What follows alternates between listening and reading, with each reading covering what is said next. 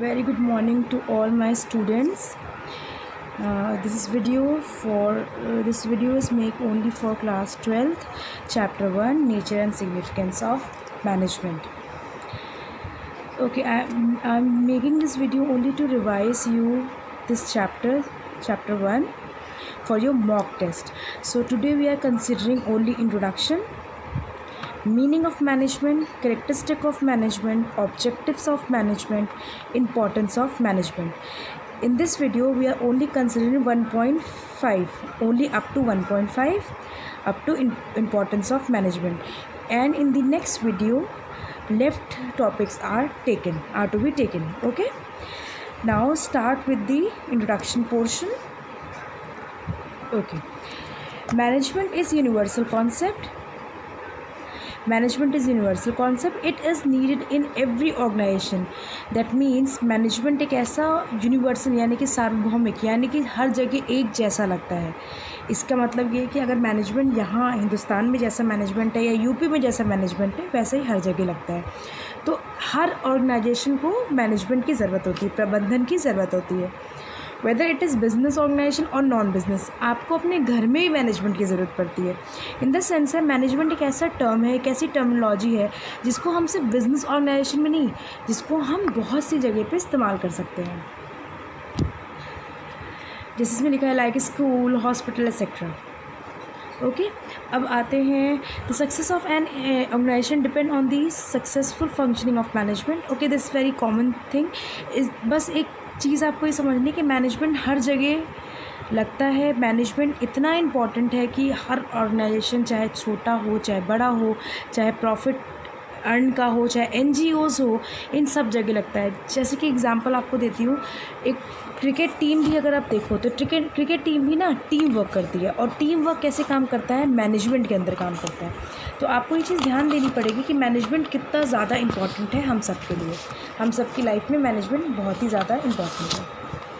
अब आते हैं next topic, meaning of management. देखिए यहाँ पर एक पॉइंट दिया हुआ है जिसको आपको नोटिस करना पड़ेगा. In short, successful organisation do not achieve their goal by chance but by following a deliberate process called management. यानी कि कोई भी सक्सेसफुल ऑर्गेनाइजेशन तुक्के से या बाय चांस सक्सेस नहीं पाता. सक्सेस पाने के लिए हर ऑर्गेनाइजेशन को क्या चाहिए कि वो मैनेजमेंट का इस्तेमाल करें, यानी कि मैनेजमेंट अच्छा बनाए जिससे कि आपका बिज़नेस अच्छे से रन करे. Management consist of series of interrelated function. कुछ ऐसे फंक्शंस हैं जो कि मैनेजमेंट के साथ चलते हैं. तो वो फंक्शंस हम आगे पढ़ेंगे, बहरहाल आगे चैप्टर में सब मिलेगा आपको पढ़ने के लिए. अब आते हैं मीनिंग पे. मीनिंग क्या है? देखिए, जो मेन टॉपिक्स हम उनको रिवाइज़ करते हैं जो कि आपके CBSE बोर्ड्स के जो मेन बोर्ड होगा उसके पर्पज़ के लिए काम आएगा. Management is an activity which is necessary whenever there is a group of people working in an organisation. इसका मतलब है मैनेजमेंट एक ऐसी क्रिया है जो कि कहाँ सबसे ज़्यादा इस्तेमाल होती है, जहाँ पर एक ग्रुप ऑफ पर्सन यानी कि बहुत सारे लोग मिल के काम करते हैं, तो वहाँ पर मैनेजमेंट होना ज़रूरी है. एक एग्जांपल के तौर पे आपको बताती हूँ, अगर आपको सिर्फ अपना काम करना है, यानी कि अपना उठना है, नहाना है, धोना है, पानी पीना है, खाना खाना है, तो ये आप आराम से कर सकते हो. बट अगर आप फैमिली में रह रहे हो तो किस टाइम पे क्या काम करना है ये होना चाहिए डिसाइडेड. तो दैट इज़ कॉल्ड मैनेजमेंट. यानी कि किस टाइम पे खाना खाना है, किस टाइम पे हमको स्कूल जाना है, किस टाइम पे हमको सोना है. अगर ये चीज़ें नहीं होंगी तो आपका प्रॉपर मैनेजमेंट नहीं कहलाएगा. इसका मतलब क्या है? आपको मैनेज होना बहुत ज़रूरी है. People perform diverse task in the organisation but they all are working together the same goal. अब सब लोग बिज़नेस में अलग अलग काम करते हैं, मगर मैनेजमेंट हमको ये सिखाता है कि मिल के अलग अलग काम कैसे किया जाए और अलग अलग काम करने के बाद लोग कैसे एक कॉमन गोल को अचीव कर सकते हैं. Management aims at guiding their effort towards achieving a common objective a goal. यानी कि मैनेजमेंट साथ में मिलके गाइड करता है कि किस तरह से एफर्ट के साथ आप गोल को अचीव कर सकते हो. Management has to ensure the task are completed and goal are achieve. Management आपको ये बोलता है कि टास्क आपको कब ख़त्म करना है. देखिए, इस चीज़ को ध्यान दीजिएगा. ये जो लाइन है, management has to ensure that task are completed. Management आपको इंश्योर करता है कि टास्क आपका कंप्लीट होना चाहिए और गोल आपको अचीव हो जाए। जहाँ पर टास्क और गोल की बात की जा रही है, यानी कि टास्क काम आपका ख़त्म हो जाए और आप जो ऑब्जेक्टिव लेके चल रहे हो वो कंप्लीट हो जाए, तो उसको हम कहते हैं इफ़ेक्टिवनेस। उसको हम इफ़ेक्टिवनेस कहते हैं। इस चीज़ को ध्यान रखिएगा। और जब least amount of resource at the minimum cost, यानी कि कम लागत में हमको मैक्सिमम प्रॉफिट मिल जाए, यानी कि कम से कम दाम में हमको अच्छा आउटपुट मिल जाए, तो उसे हम इफ़िशियंसी कहते हैं। इन दोनों टर्म को याद रखिएगा, फ्यूचर में जाके आपको इसको डिफ्रेंशिएट करना भी आना चाहिए। देखिए ये जो है पोर्शन है इफ़िशियंसी, ये किस पे डील कर रहा है अगर आप देखो तो क्वांटिटेटिव टर्म पे कर रहा है, यानी कि कॉस्ट से कितना रिसोर्सेज मिल जा रहा है। और जो इफ़ेक्टिवनेस है ये किस पे डील कर रहा है, क्वालिटी, यानी कि टास्क क्या है और कितना गोल कंप्लीट हुआ है, इस पे फोकस कर रहा है। अब मैनेजमेंट क्या होता है, management can be defined as a process of getting things done with the aim of achieving goal effectively and efficiently.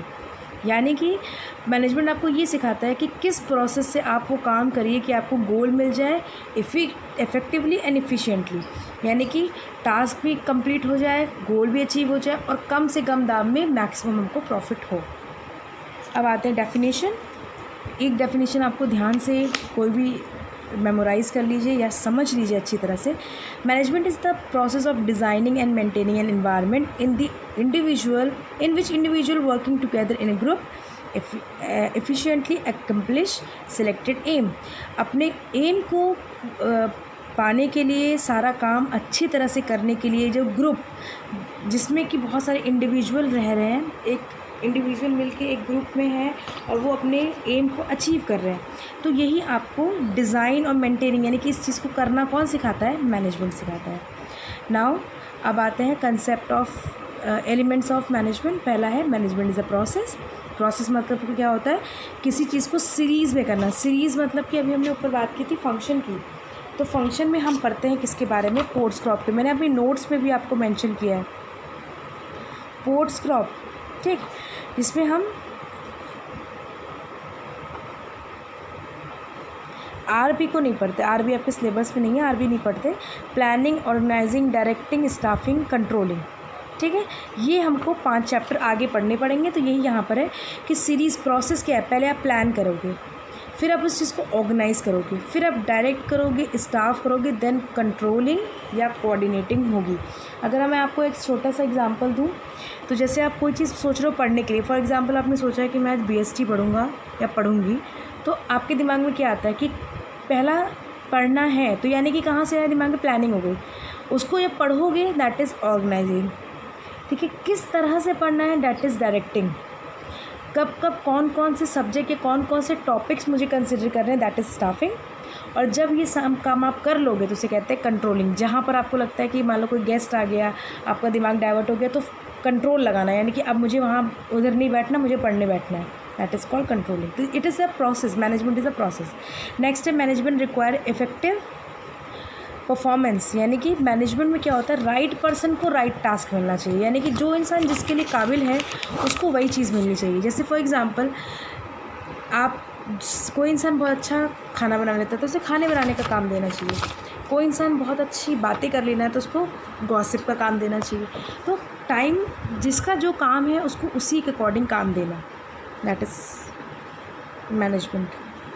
Okay, management need efficiency. Management को इफ़िशियंसी चाहिए, यानी कि जितना हो सके, जितनी जल्दी हो सके काम आप पूरा करिए, और काम पूरा करने के बाद वो काम ऐसा कम पूरा हो कि आपकी मैक्सिमम आउटपुट आपको मिल सके, यानी कि आपका जो रिज़ल्ट है वो अच्छा है। Now the next topic is relation between effectiveness and efficiency.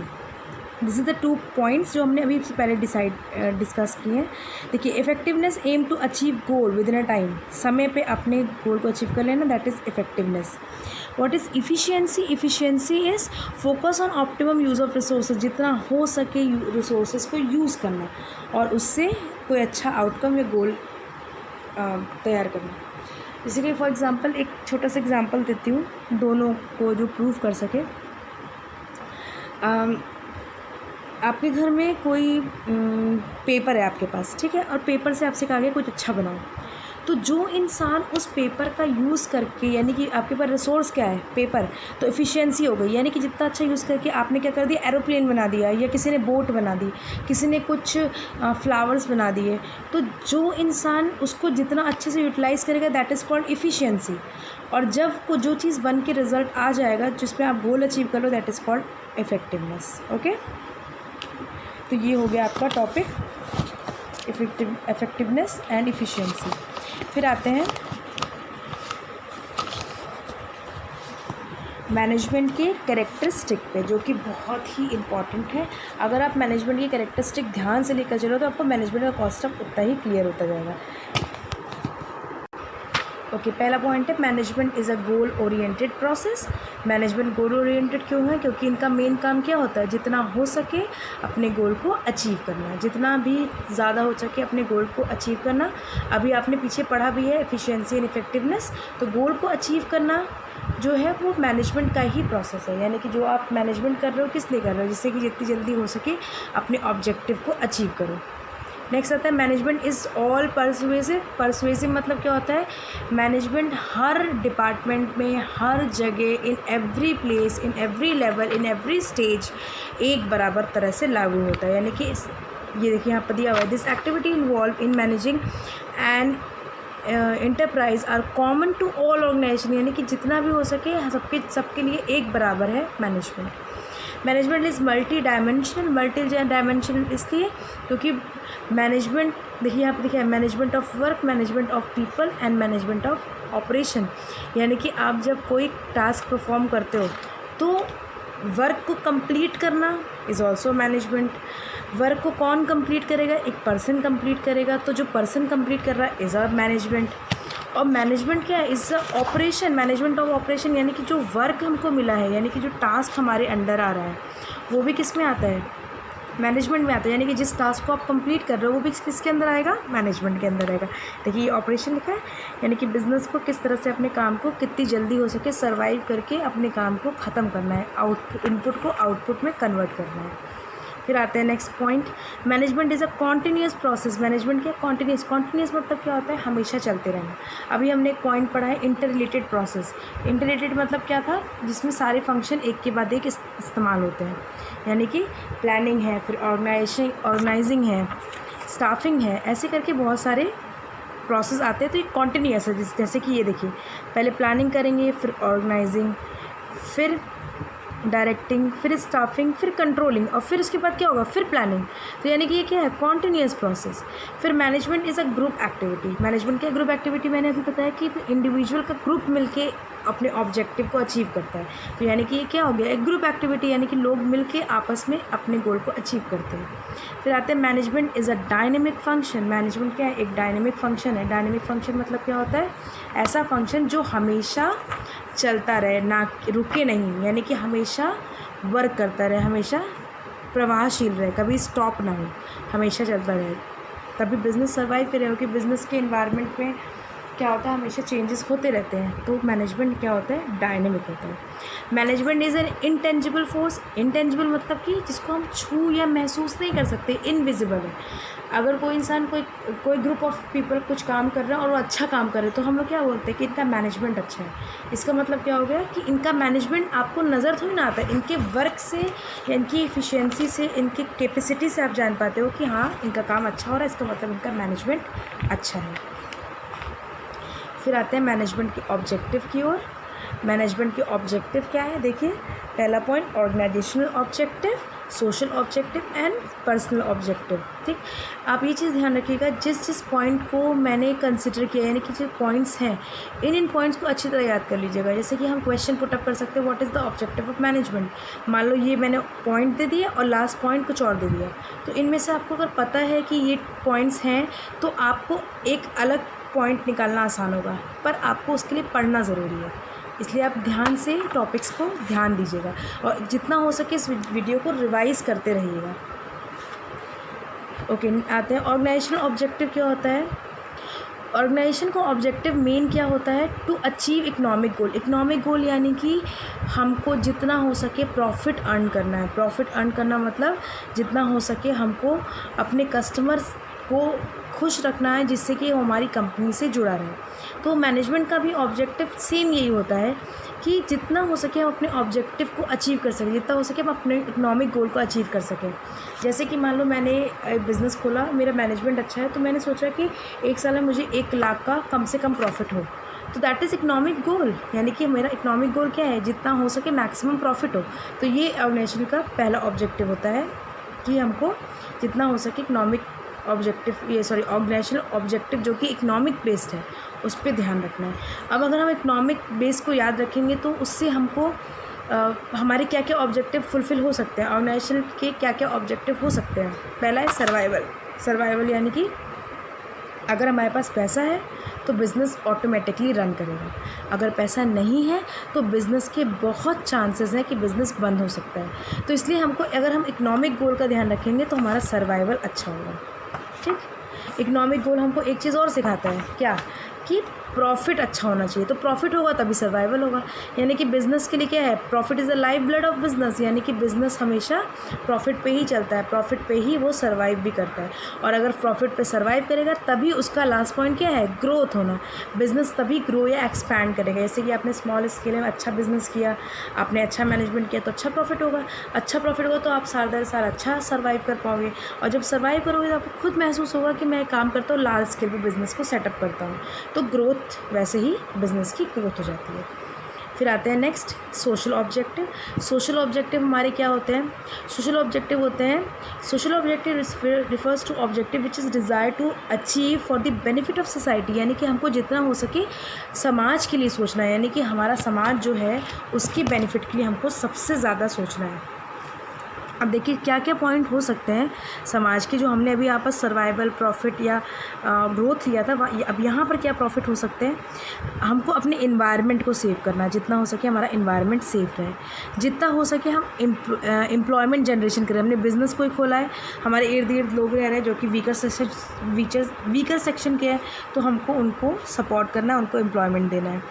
Basic necessity उनके बच्चों को स्कूल की व्यवस्था देनी है। हमारे यहाँ कोई औरतें काम कर रही हैं जिनके बच्चे छोटे छोटे, तो उनको क्रेच यानी कि छोटे बच्चों को देखने की जहाँ पर संस्था होती है वो क्रेच की व्यवस्था करनी चाहिए।